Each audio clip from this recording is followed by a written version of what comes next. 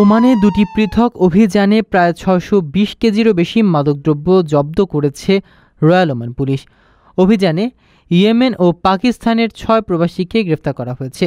Oman police সংবাদ মাধ্যমকে জানায়, ধোফার প্রদেশের কোস্টগার্ড পুলিশ ও মাদকদ্রব্য নিয়ন্ত্রণ অধিদপ্তরের সমন্বিত অভিযানে ৫৫০ কেজির বেশি মাদক সহ ৩ জন ইয়েমেনি নাগরিককে আটক করা হয়। তারা মাছ ধরার নৌকায় করে বিপুল পরিমাণ মাদক সহ ওমান সীমান্তে প্রবেশ করে মাদক পাচারের চেষ্টা করছিল।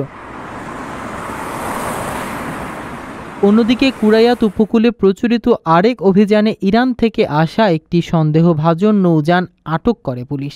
এতে থাকা ৩ জন পাকিস্তানি নাগরিককে ৭০ কেজিরও বেশি হাশিশ সহ গ্রেফতার করা হয়। উভয় মামলায় আইনানুগ ব্যবস্থা প্রক্রিয়াধীন রয়েছে বলে জানায় royal Oman police.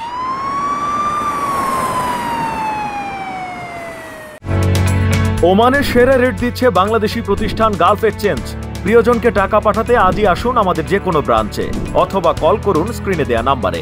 Gulf exchange, বাংলাদেশিদের প্রিয় এক্সচেঞ্জ।